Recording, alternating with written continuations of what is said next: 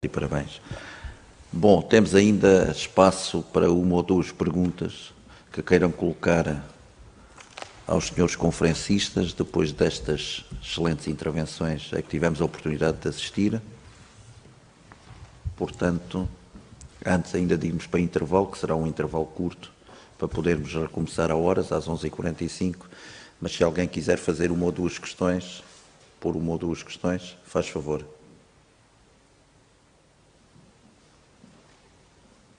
Não há questões, não sei se os senhores professores querem dizer algo mais, Sra. Professora. Sra. Professora.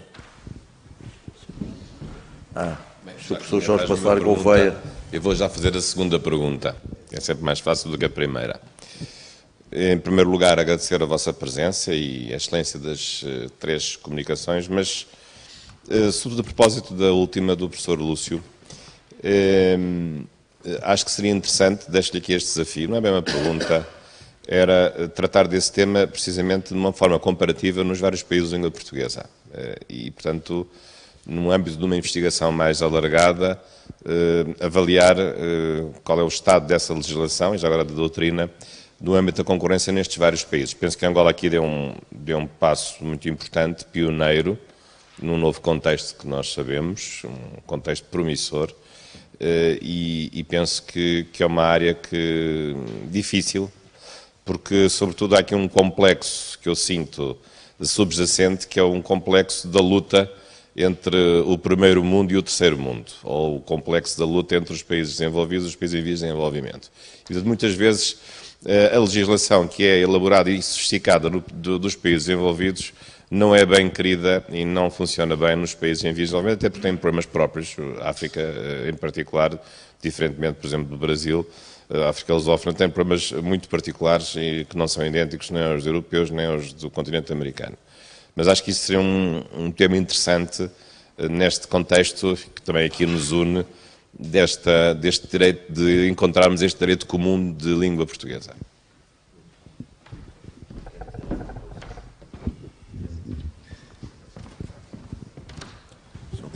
Muito obrigado. Muito obrigado, Sr. Professor Bacelar Gouveia. Sim, efetivamente seria interessante, embora o objeto de estudo, enfim, é um pouco variável conforme os países de língua oficial portuguesa. Só uma pequena nota para deixar aqui complementar. Enfim, esta questão não é uma questão estritamente da adaptação do direito da concorrência, não é estritamente dos países em vias de desenvolvimento. Eu vou apenas dar um exemplo muito rápido.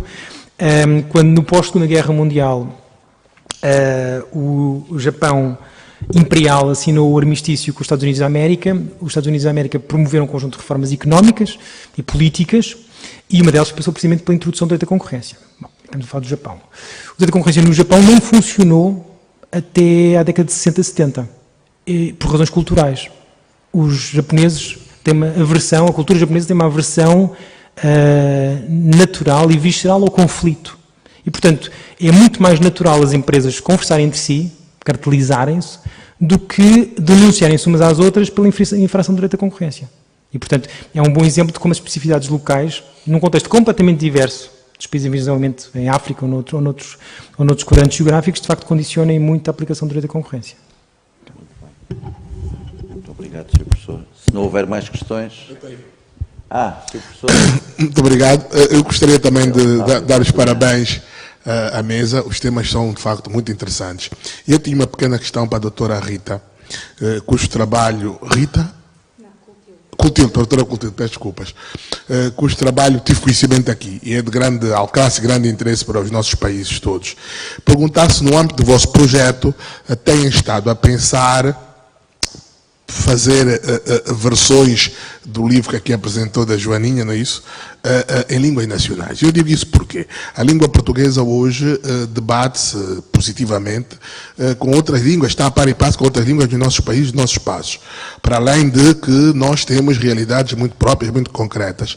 E quando se está a falar em difusão pedagógica, dessa parte mais pedagógica, ligada aos impostos, ligada à literacia financeira e tudo isso, faria talvez sentido que na aplicabilidade prática do projeto lá nos nossos países se levasse em conta essas especificidades culturais, linguísticas, tudo isso, porque senão, de facto, pode ficar aquém de uma maioria da nossa população para a qual esse trabalho se dirige. E a minha pergunta era se, de facto, tem isto em horizonte daquilo que é o vosso trabalho e o vosso projeto, mas dar-lhes muitos parabéns, porque de facto nós precisamos de ter joaninhas nas várias línguas, nos vários países, e também outros nomes das nossas crianças, porque de facto um dos problemas sérios que nós temos é exatamente este aspecto de educação e pedagogia em relação aos impostos, em relação à educação financeira.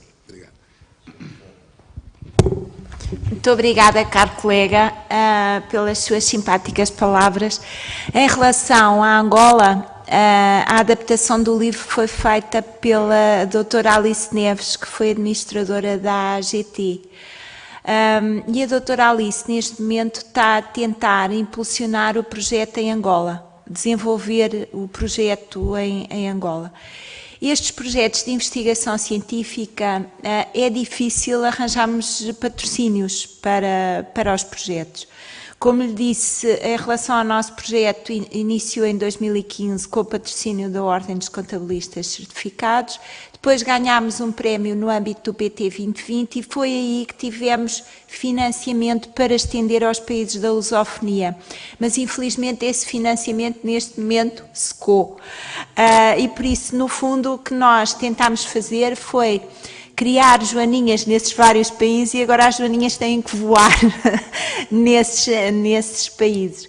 E depois temos pequenos pedidos pontuais, com patrocínios, por exemplo, eu agora estou a adaptar à realidade da Ilha da Madeira, que é o Governo da Região Autónoma pediu-me. Portanto, tem o patrocínio agora do Governo da Região Autónoma e eu espero que este projeto vá tendo sucessivos patrocínios.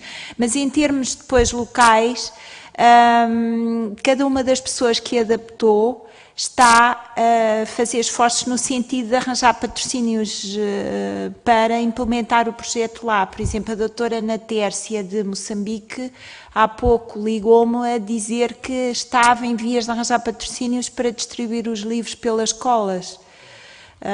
E, portanto, é um processo que vai step by step. Infelizmente, a questão do patrocínio é complexa. E muito obrigada pela sua pergunta. Obrigada. Muito obrigado, Sr. Professor.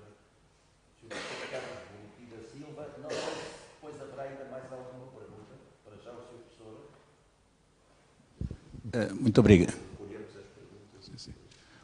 Muito obrigado. Sr. Professora, também era para si que colocaria esta questão. Aliás, tenho acompanhado a sua atividade como professor da Universidade de Agostinho Neto, já estivemos lá nos corredores algumas vezes, não é? E parabéns. Não é? Queria apenas levantar uma questão, talvez na mesma corrente que o meu colega, o Dr. Zé Otávio, era sobre a filosofia de impostos.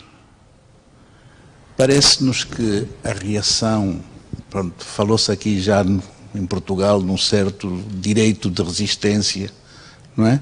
Mas em Angola, por exemplo, que é um país em que as receitas do Estado não são exclusivamente os impostos, mas o Estado tem outras receitas, não é como alguns países em que os impostos são quase a receita exclusiva do Estado, ou a maior.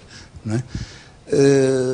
Se esta agressividade, às vezes, dos órgãos da administração tributária, não fere alguns interesses sociais, há empresas a fechar, a reação de particulares em Angola, parece que esta educação, não é?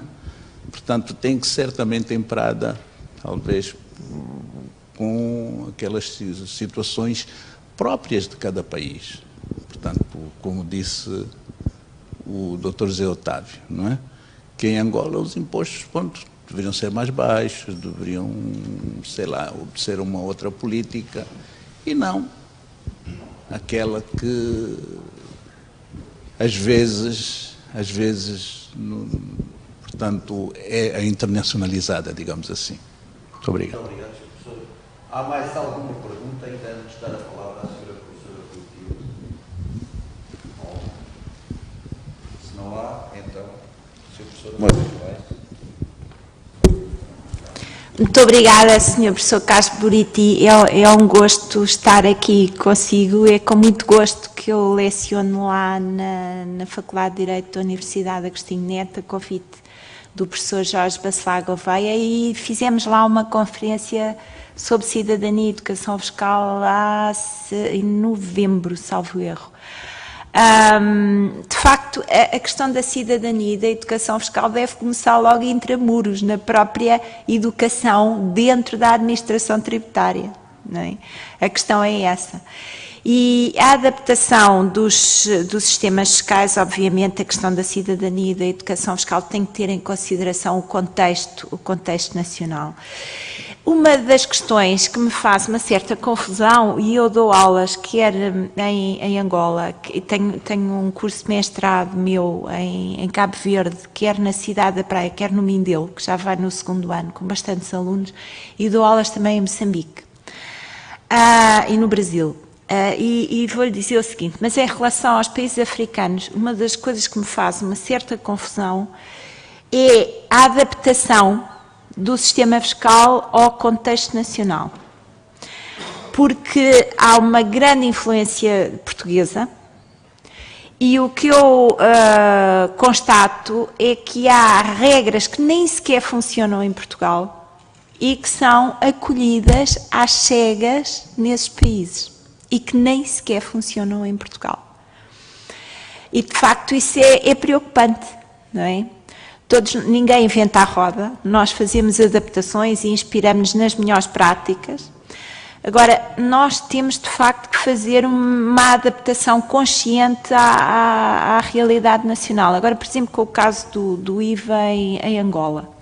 Eu fui professora lá na Agostinho Neto de grande parte dos dirigentes que estão agora à frente da introdução do IVA em Angola, nomeadamente do Adilson Sequeira e do atual diretor do Centro de Estudos Tributários. Eu acho que eles têm um nível bastante elevado. E na adaptação do IVA, que eles andaram a fazer um estudo comparado em vários países, nomeadamente cá, usaram de muito bom senso. E é um bom exemplo de uma adaptação de um sistema complexo à realidade nacional. Aqui, além, há alguns aspectos, enfim, que se eu pudesse, eu diria, isto aqui era melhor mexer, mas aqui, além, acho que o modelo que eles seguiram, e dando esse exemplo que conheço bem, o modelo que eles seguiram é um modelo de bom senso. Vamos ver se funciona ou não, atendendo ao contexto económico, mas parece-me que seguiram um modelo de bom senso. E, obviamente, que esse tipo de preocupação tem que existir. Muito obrigada. Muito obrigado.